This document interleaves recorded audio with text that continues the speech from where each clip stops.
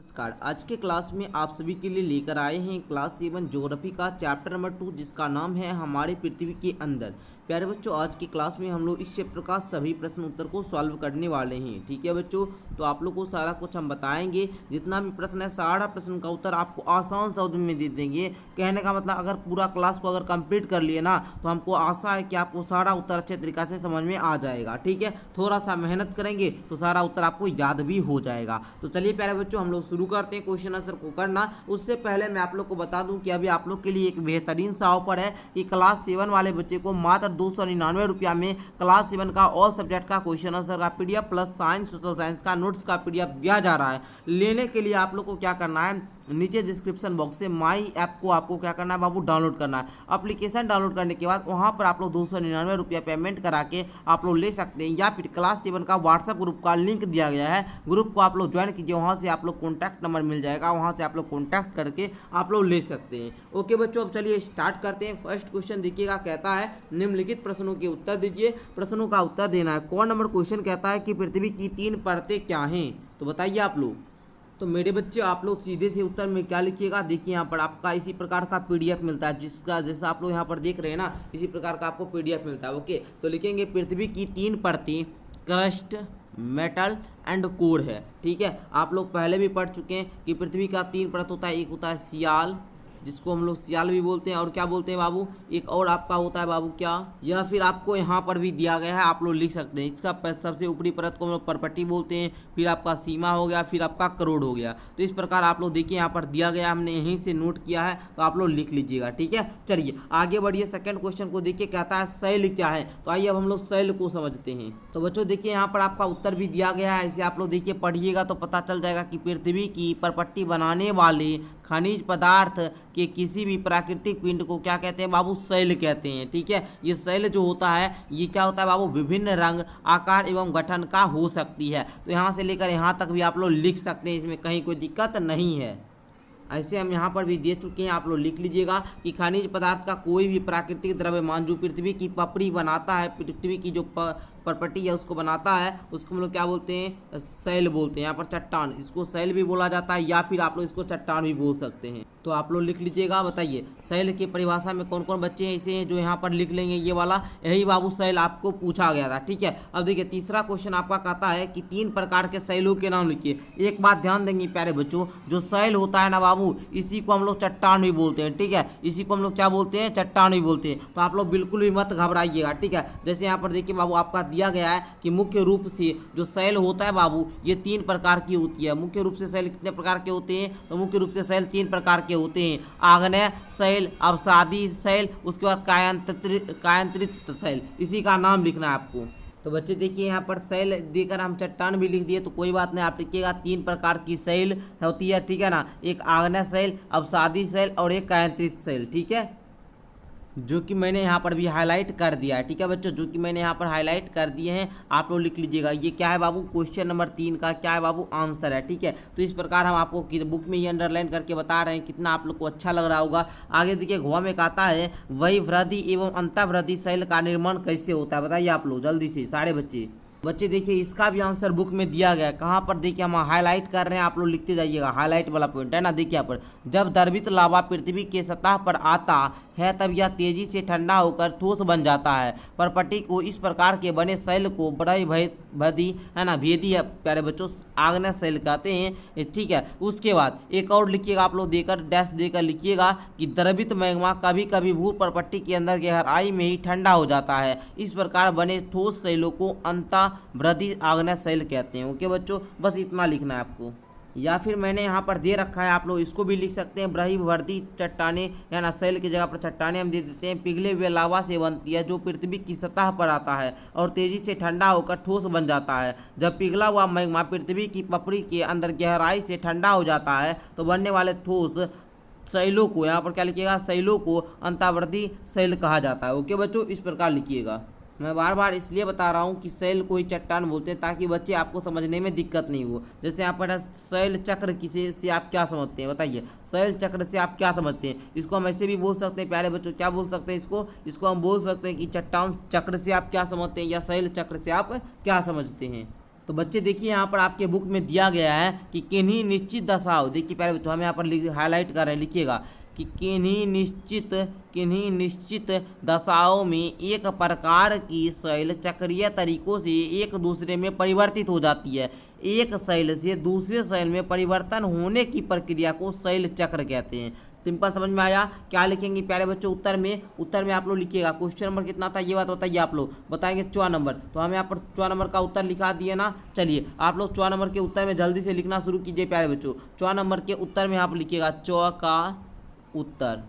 Okay, जल्दी से आप लोग लिखिए कि क्या लिखिएगा, किन्हीं निश्चित दशाओं में एक प्रकार की शैल चक्रीय तरीकों से एक दूसरे में परिवर्तित हो जाते हैं। एक शैल से दूसरे शैल में परिवर्तन होने की इस प्रक्रिया को शैल चक्र कहते हैं।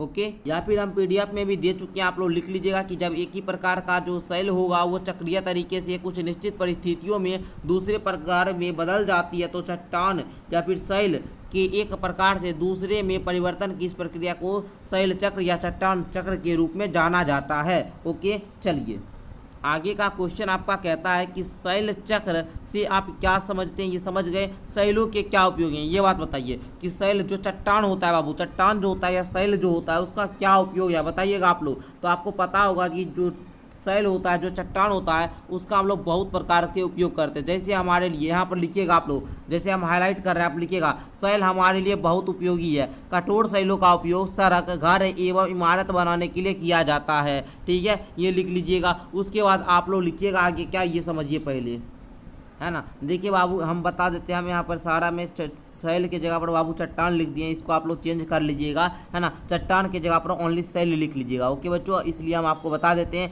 यहीं पर उत्तर लिखिएगा आप लोग। क्या देखिए, पहले तो लिखिएगा कठोर शैल का उपयोग जो होता है इमारतों, सड़कों के निर्माण में किया जाता है। कुछ चट्टानें जो होती है, कुछ शैलें जो होती है, शैल है ना बाबू, ये क्या होती है, चमकदार होती है और कीमती होती है, इसलिए उनका उपयोग आभूषण बनाने के लिए किया जाता है। जो शैलें होते हैं वो विभिन्न खनिजों से बने होते हैं और मानव जाति के लिए बहुत ही क्या होते हैं, महत्वपूर्ण होते हैं। कुछ का उपयोग ईंधन के रूप में किया जाता है। उदाहरण के लिए कोयला को ले लीजिए बाबू, प्राकृतिक गैस ले लीजिए, पेट्रोलियम ले लीजिए। आगे देखिए जो नरम शैल होता है, उसका उपयोग कहाँ होता है बाबू, टेल्कम पाउडर या चाक आदि बनाने में किया जाता है। ओके, चलिए नेक्स्ट प्रश्न आप लोग देखोगे, कहता है कायांतरित शैल क्या है बताइए जल्दी से। कायांतरित शैल क्या है प्यारे बच्चों, जल्दी से सारे बच्चे बताएंगे। तो आपको पता है मैं यहाँ पर हाईलाइट किया हुआ हूँ, है ना बाबू। यहाँ पर मैंने आपको बताया था कायांतरित शैल क्या होता है ना, आप लोगों ने समझा भी उस समय। चलिए तो लिख लीजिएगा आप लोग।